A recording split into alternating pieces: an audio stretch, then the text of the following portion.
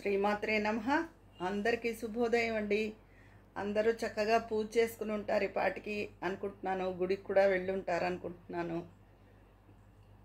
సాయంత్రం వెళ్ళాలి. ఇప్పుడు మళ్ళీ నైవేద్యం ప్రసాదం అన్నీ అయిపోయాక మళ్ళీ ఇప్పుడు వంట 12ంటికల్లా వంట అయిపోవాలి కదా మా నాన్నగారి కోసం. ఆ హడావిడిలో ఉన్నాను. ఒక్కసారి వీడియో చేద్దామని చెప్పి ఈరోజు ఒక ముఖ్యమైన హనుమత్ జయంతి పూట ఒక మంచి ముఖ్యమైన విషయం చెప్తున్నానండి. ఈ విషయాన్ని కొంత నా సొంత అభిప్రాయం అయితే, కొంత చాలా వరకు మైత్రి జలంధర్ గారు అని చెప్తాను కదా, ప్రముఖ నటుడు చంద్రమోహన్ గారి భార్య. ఆవిడ పుస్తకాల ద్వారా నేను చదివింది, నేర్చుకున్నది. ఇప్పుడు మనం ఎవరింటికైనా వెళ్తామండి. వెళ్ళినప్పుడు చక్కగా వాళ్ళు మంచిగా మనకు ఆతిథ్యం ఇస్తారు. ఇచ్చినప్పుడు వాళ్ళ ఇంట్లో ప్రశాంతతగా అనిపించవచ్చు మనకి. లేదా వాళ్ళ భార్యాభర్తలు అన్యోన్యంగా ఉండొచ్చు, వాళ్ళ పిల్లలు బాగుండొచ్చు, ఏదైనా. ఈ కుటుంబం మంచి ఆతిథ్యాన్ని ఇచ్చింది, వీళ్ళు చల్లగా ఉండాలి, నేను కూడా తిరిగి ఇలాంటి ఆతిథ్యాన్ని నేను వీళ్ళకి అందివ్వాలి అని అక్కడ వాళ్ళ ఇంట్లో దేవుడికి నమస్కరించుకుని వచ్చేసేయాలి. అంతేగాని ఇంటికి వచ్చో దారిలోనో అబ్బా వాళ్ళు ఎంత అన్యోన్యంగా ఉన్నారో, వాళ్ళు ఎంత పాంచిగా ఉన్నారో అలా అని ఎప్పుడూ ఈర్ష్య అసూయలతో అనుకోకూడదండి. ఎందుకంటే వాళ్ళకి అన్యోన్యత ఉండొచ్చు, నీ దగ్గర నీకు అయాచితంగానే వచ్చిన బోళ్ళు ఆస్తి ఉండొచ్చు, బోళ్ళు సంపద ఉండొచ్చు. అప్పుడు అవతల వాళ్ళు కూడా నిన్ను అలాగే అనుకుంటారు కదా, అబ్బా ఎలా వచ్చిందో, ఎలా వచ్చి పడిందో అలా అని చెప్పి అలా అనుకునేలా ఉండకూడదు. నువ్వు ఎప్పుడు నీ ఇంటికి వచ్చిన వాళ్ళు చక్కగా వీళ్ళు ఎంత మంచిగా చూశారో, ఎంత బాగున్నారో, వీళ్ళు సుఖంగా ఉండాలి అని అనుకోవాలి. ఎప్పుడైనా మనం ఎవరైనా సరే, నేనైనా సరే, మీరైనా సరే, ఎవరైనా సరే, ఎవరింటికైనా వెళ్ళినప్పుడు ఆ ఇంటి వాతావరణం, ఆ ఇంటి మనుషుల ఆతిథ్యం మనకు నచ్చినప్పుడు మనస్ఫూర్తిగా చక్కగా దండం పెట్టుకుని వీళ్ళు చక్కగా ఉండాలి అనుకోవాలి తప్ప, వీళ్ళు భలే ఉన్నారే, వీళ్ళు ఇల్లు ప్రశాంతంగా ఉందే, వీళ్ళు అన్యోన్యంగా ఉన్నారే, అలా వాళ్ళలో ఏది ఉంటే అది, మనకి లేనిది వాళ్ళకున్నది చూసి నేను చెప్తున్నది ప్రశాంతత గురించి, అన్యోన్యత గురించి.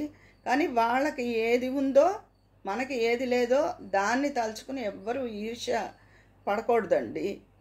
అది చాలా చాలా చాలా ప్రమాదం, తప్పు కూడా. అంటే మనం కూడా వీళ్ళు ఎలా ఆతిథ్యం ఇచ్చారో మనం వీళ్ళకి చక్కగా ఇవ్వాలి అలా అనుకోవాలి. అప్పుడు మీకు ఏది ఉందో దానివల్ల మీరు ప్రశాంతతను పొందగలుగుతారు. లేకపోతే మీకు ఎన్ని ఉన్నా మీకు ప్రశాంతత అన్నది జీవితంలో ఉండదు. ఇది ఆవిడ చెప్పిన విషయం. ఎక్కడికైనా వెళ్ళినప్పుడు ఆ ఇంటి గురించి పాజిటివ్గా అనుకోవాలి, ఆ ఇంట్లో మనుషుల గురించి పాజిటివ్గా ఉండాలి. వాళ్ళు మనకు నచ్చలేదు, లేదా వాళ్ళ ఆతిథ్యం నచ్చలేదు, ఇంకెప్పుడు ఎలాగా వెళ్ళాం కదా. అంతేకాని మనని చక్కగా ఆతిథ్యం ఇచ్చిన వాళ్ళ గురించి నెగిటివ్గా ఎప్పుడూ అనుకోకూడదు. భగవంతుడు ఒకళ్ళకి ఒకటి ఇస్తే ఒకళ్ళకి ఇంకోటి ఇస్తాడు, అన్నీ అందరికీ ఇవ్వడు కదా. అందుకని ఎప్పుడు అవతల వాడికి ఉన్నది నాకు లేదే అనే ఈర్ష్యపడే స్వభావం ఎప్పుడూ ఉండకూడదు. నీకుండేది నీకుంటుంది, వాళ్ళకు ఉండేది వాళ్ళకు ఉంటుంది. ఆ తత్వాన్ని అలవర్చుకోవాలి. ప్రతి వాళ్ళకి ఈర్ష్య అసూయలు అన్నవి చాలా ఎక్కువైపోయాయి. నీ దగ్గర ఎంత ఉన్నా అవతల వాడి దగ్గర ఏముందో ఆ ప్రశాంతత ఎందుకు మనకు లేదో అని ఆలోచించుకుని దాన్ని ఏర్పాటు చేసుకోవాలి. అంతే తప్ప ఈర్ష్య పడకూడదు. ఈర్ష్య పడడం వల్ల ఏమొస్తుంది? ఏమీ రాదు. అది మన బుద్ధి కలుషితం అవడం తప్ప ఏమీ రాదు. తర్వాత చెప్తున్నాను కదా, ఎక్కడికి వెళ్ళినా సరే అక్కడ వాతావరణం మీకు నచ్చితే వీళ్ళు ఇలాగే ఉండాలి, చక్కగా ఉండాలి అన్నప్పుడు వాళ్ళు పదే పదే తిరిగి నువ్వు ఆ ఆతిథ్యాన్ని పొందగలుగుతావు, ఆ గౌరవ మర్యాదలు పొందగలుగుతావు. అది ముఖ్యం. అందుకని ఎప్పుడు అందరూ కూడా ఎవరింటికైనా వెళ్ళి మీకు నచ్చినప్పుడు వస్తూ ఆ దేవుడికి దండం పెట్టుకుని వీళ్ళు చల్లగా ఉండాలి అని రండి.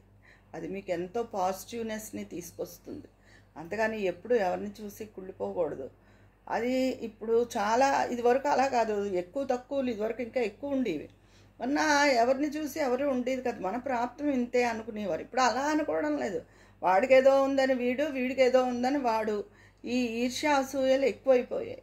అందుకని ఆ తత్వాన్ని మార్చుకుంటే మంచిది. ఎవరైనా మీరు అలా ఉన్నారు అని కాదు, మీరు ఇంకో 10 మందికి ఈ విషయం చెప్తారు కదా, అలా ఉండకూడదు అని చెప్పి. అలా మన మనుషుల్లో మార్పు రావచ్చు కదా. అందుకని ఇది చాలా ముఖ్యమైన విషయం అండి.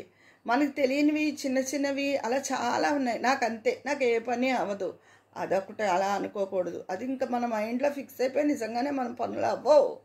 మనం ఎక్కువ పదే పదే ఏది నెగిటివ్గా అనుకుంటామో దాన్ని సబ్కాన్షియస్ అదే తీసుకుని మన పనులు అవ్వవు. అలా కాకుండా పాజిటివ్గా ఉంటే అది తప్పకుండా అవుతుంది.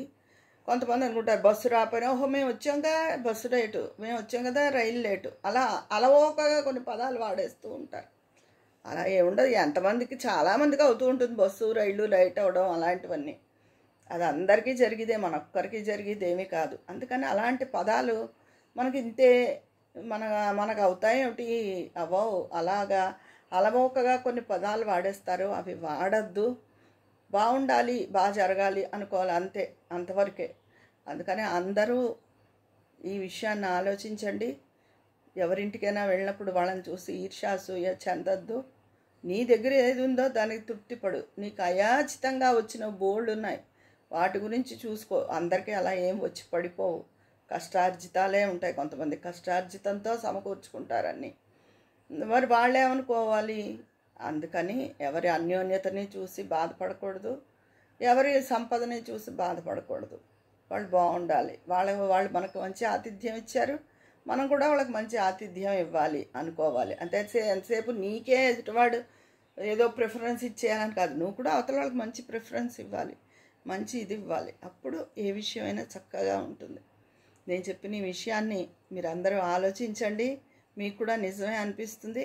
మీరు కూడా ఎవరైనా తెలియని వాళ్ళకి తెలియపరచండి. అందరూ బాగుండాలని కోరుకుంటున్నాను. మీ అభిప్రాయాన్ని కామెంట్ రూపంలో తెలియజేయండి. అక్కడ మాట్లాడుకుందామా మరి. ఉంటాను. మీ స్నేహితురాలు విజయ పన్నాల.